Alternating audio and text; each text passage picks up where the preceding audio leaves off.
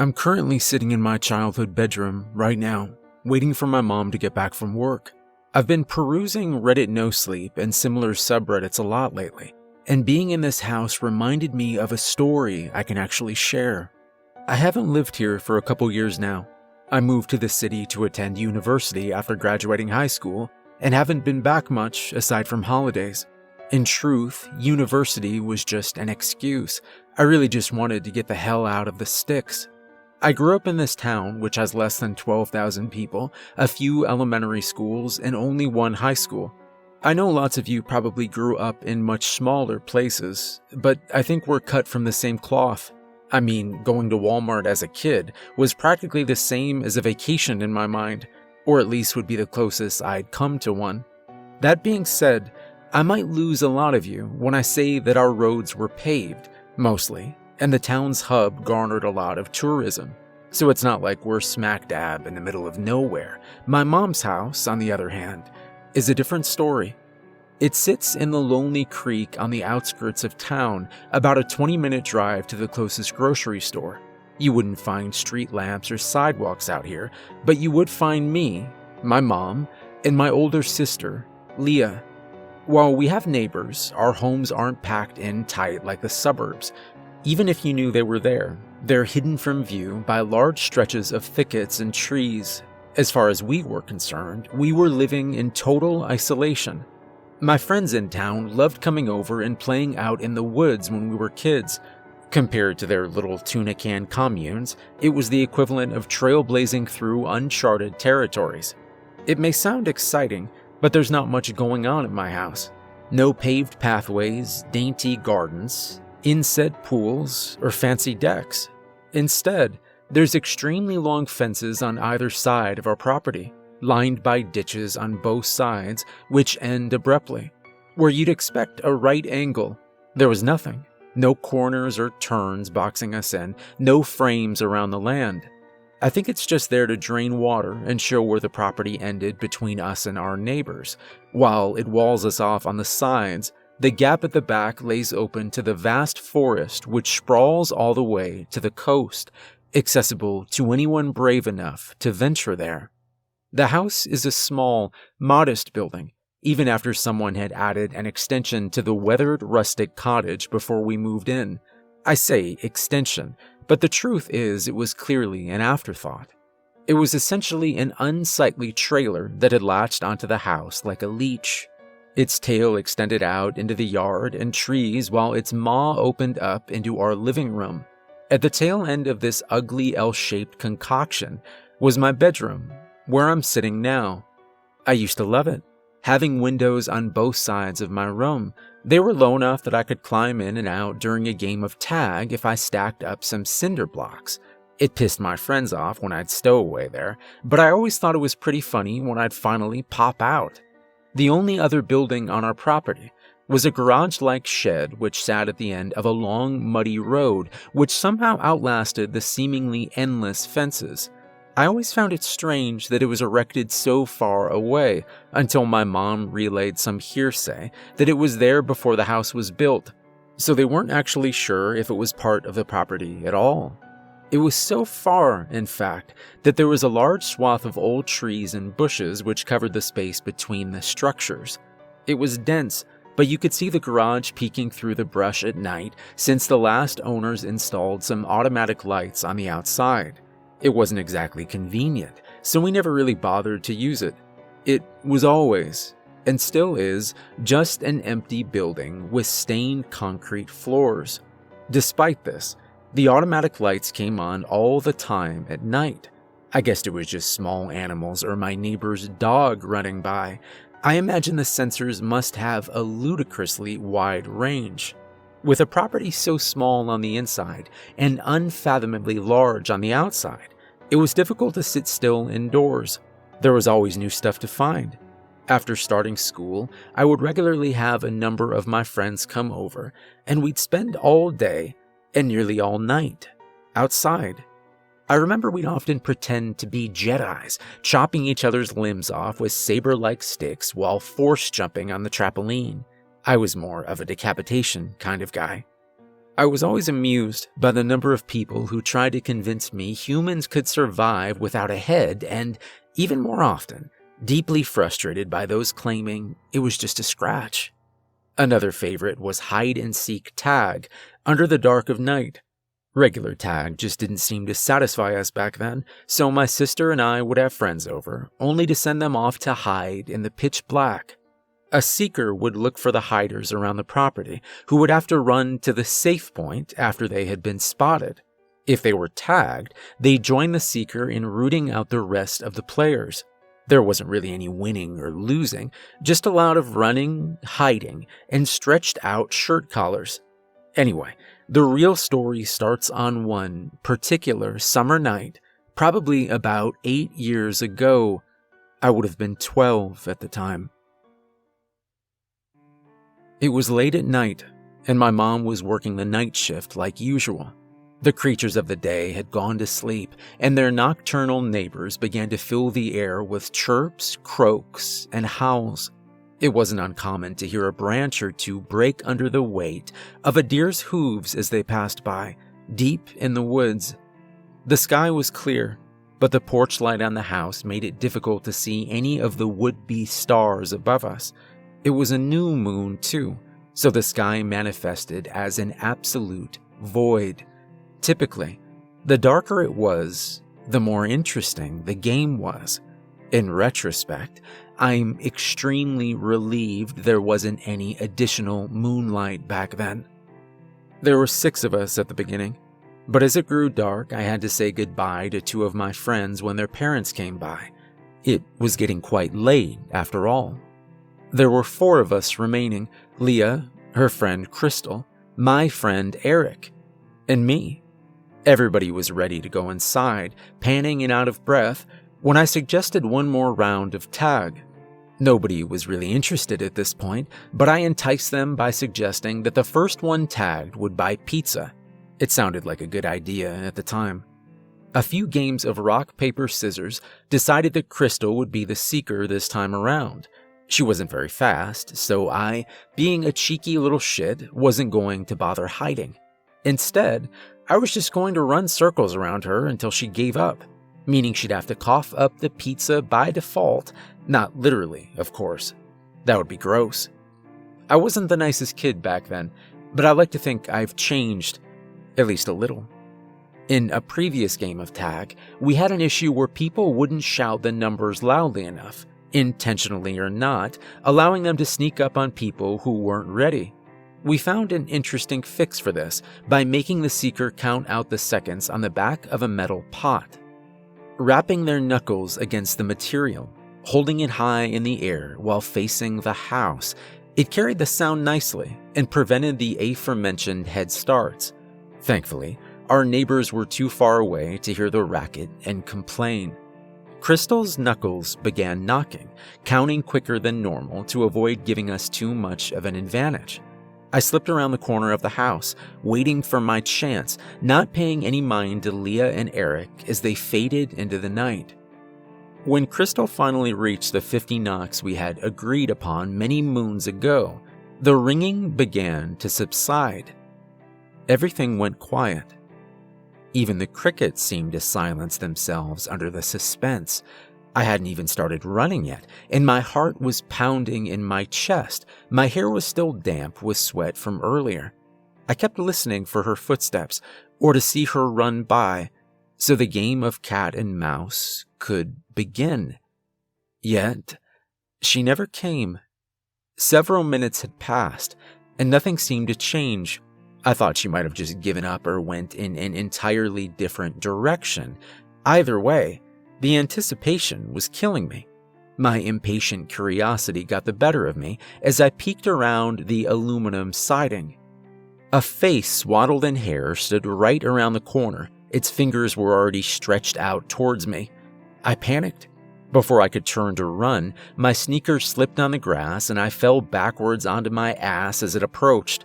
I tried using my hands to push myself backwards, but I couldn't move fast enough. I looked up as the disheveled being's fingers moved quickly and jabbed into my shoulder. "Got you." It was Crystal. She pushed her dark brown hair out of her face and reached down to help me up. Unfortunately, my pubescent ego and wounded pride rejected her offer. Instead, I opted to awkwardly roll over and push myself back onto my feet. My panic had turned to shame. I was regretting the pizza thing now. Crystal crossed her arms, rightfully offended at my childishness. "All right," she sighed. "Well, I guess we just have to find the others. Unless you don't want my help with that either, pizza boy." Thankfully, I didn't have a snotty comeback I'd have to repeat to you now. The excitement I felt earlier at the free pizza had become a distant memory.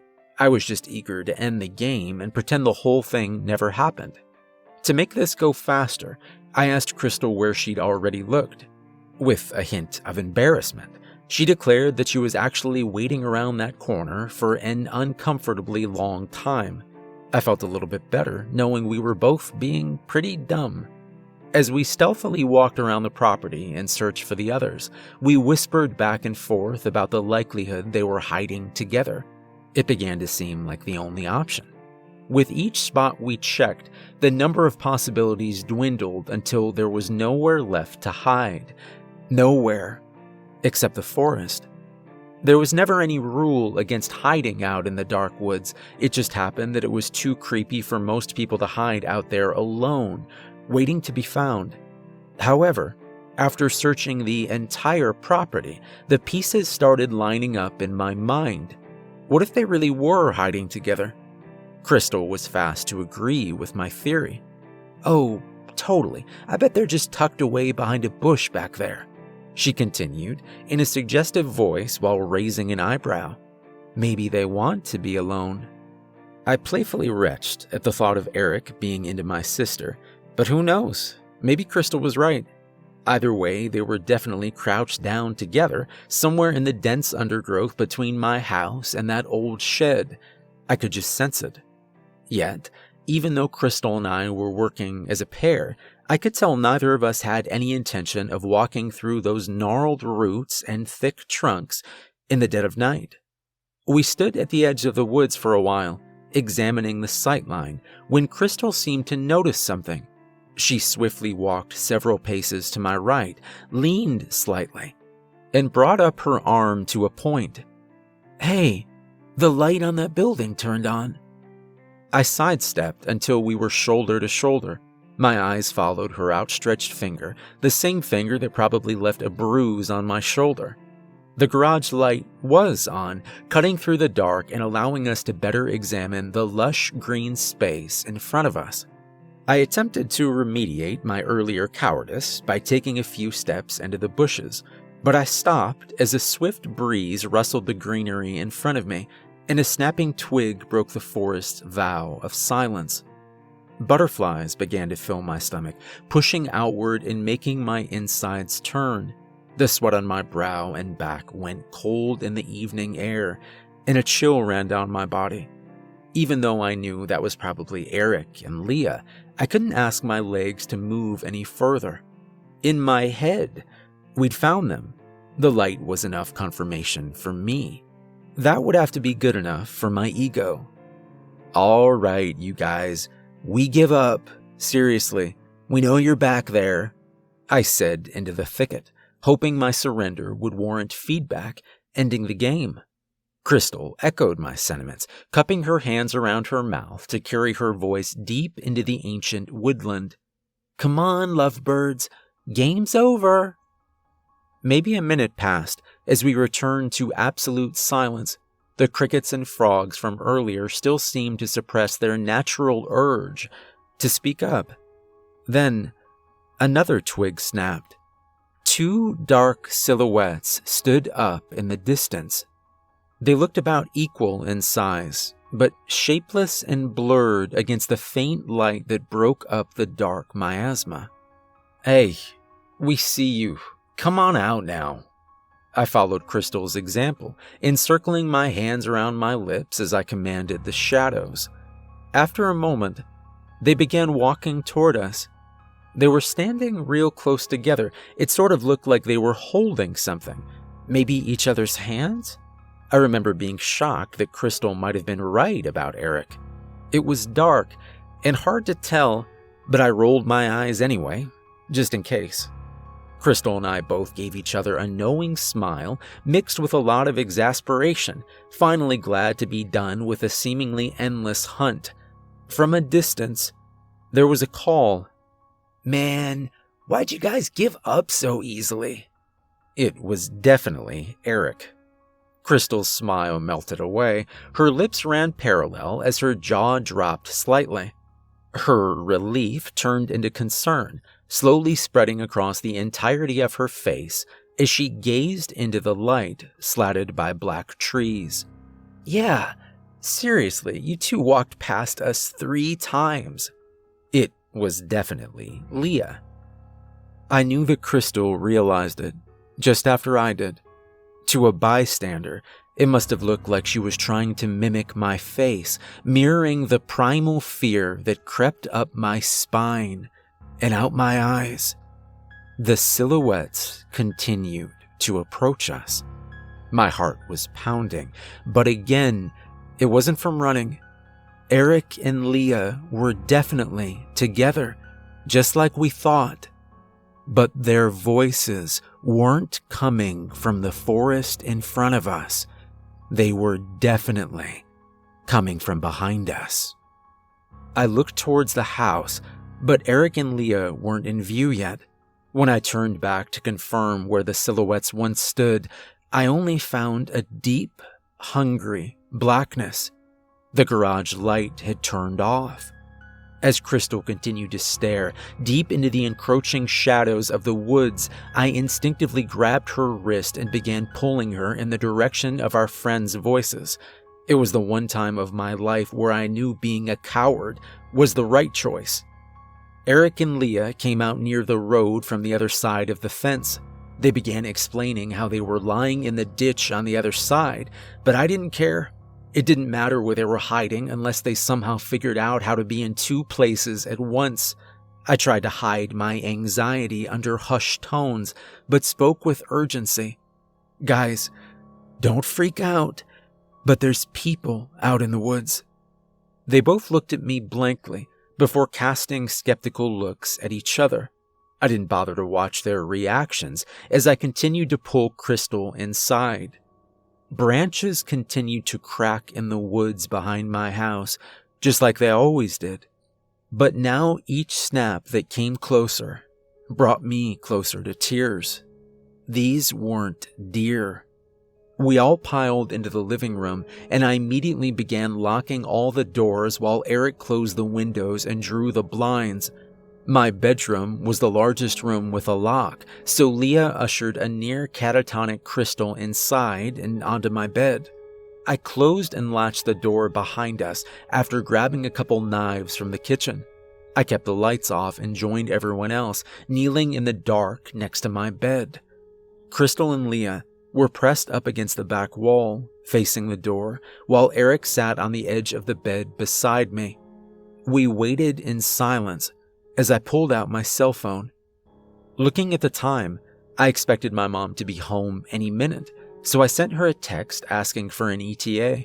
I get that it seems silly to text my mom and not call the authorities, but I'd never dialed 911 before and was afraid I'd be in trouble. I don't know why, but I thought at the time that once my mom was home, everything would be okay. I clutched my phone as a looming sense of dread filled the room. Footsteps could be heard approaching outside, slowly pacing around the entirety of my bedroom. A sharp sound surprised us, and Leah moved her hand over Crystal's mouth, trying to stifle her rising panic. It sounded like they might have thrown something at the house. 2 more staccato strikes came from behind my head. It was like they knew where we were. Another loud tap made me grip the knife tightly as I realized what was happening. They weren't throwing things at the house. They were outside my room, knocking on the walls. They knew we were in that room. The knocks continued moving along both sides of the room. Large shadows filled the majority of the shuttered windows. I could hear a deep, guttural breathing outside, as though someone was trying to heave breaths in and out, but copious amounts of phlegm blocked the way. I wondered what sort of being could make such a sound, but there was absolutely no way I was going to look.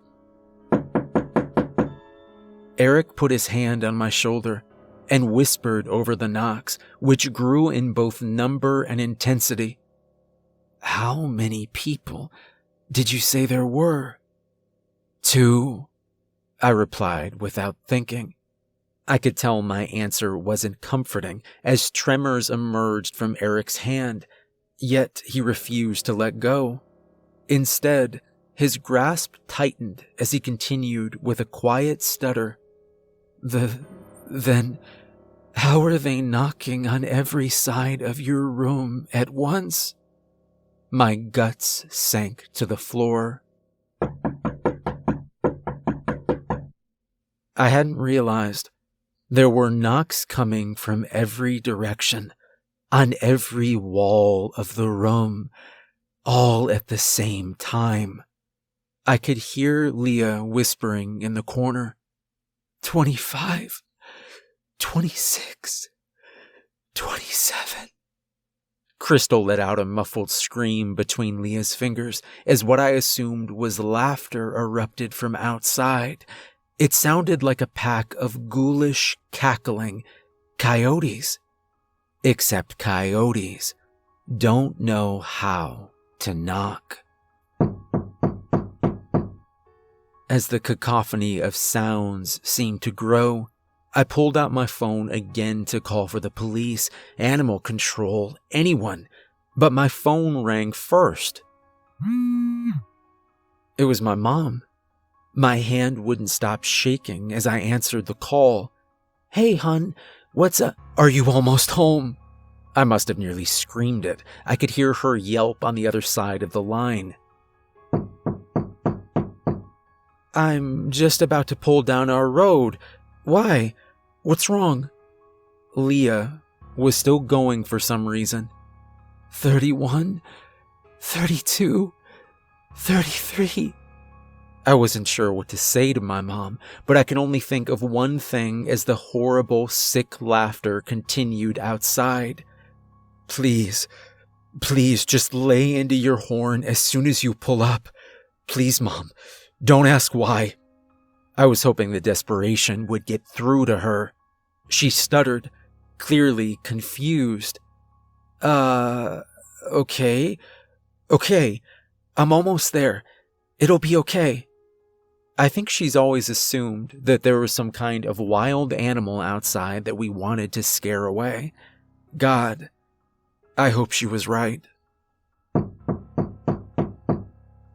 I looked at my friends and saw Leah covering her own mouth too now. Tears dripped from the corner of her eyes as her head tilted back into the wall. 38, 39. Oh my God. She choked out as she cried. She never explained to me what she figured out that night. The nauseating knocking had turned into a frenzied assault. The things outside began hammering against the aluminum siding, creating the most thunderous climax I'd ever heard. I slumped down and wept, having no idea what would happen when it was over.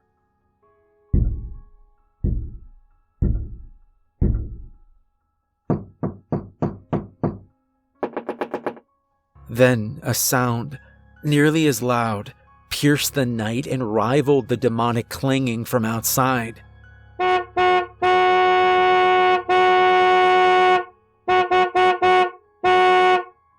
The knocking stopped, immediately drowned out by the blaring siren coming from our short driveway.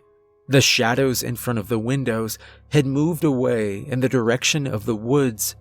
Crystal broke free from Leah's grip and shouted, pleading for our savior to come and get us. I didn't know if these things outside were a bunch of demented bastards or some group of diseased animals, but the sound of the vehicle was loud enough to scare them away, at least for a minute or two. But I knew it would only be for a minute or two. "Guys, we've got to go. Now," I cried out as I stood up. I took a quick look behind me to see that the others were already climbing to their feet, though Crystal took some coercion as she leaned into Leah. We ran down the hallway and out the door. My mom was standing in front of the vehicle's headlights, beckoning us to its open doors. I let everyone run past me towards her. I could hear her gasp lightly when she saw Eric run by, wielding a chef's knife. If I was going to get a look at these things that had been terrorizing us, I figured now would have been my only chance. I grasped the edge of the extension, took a breath, and looked. For better or worse, I peered around the trailer, yielding no results. Whatever had been there was gone. I remember hearing a symphony of branches and twigs snapping in the dark, hidden just beyond the tree line. I held my gaze until my mom called for me. Then I immediately turned tail and ran to the car.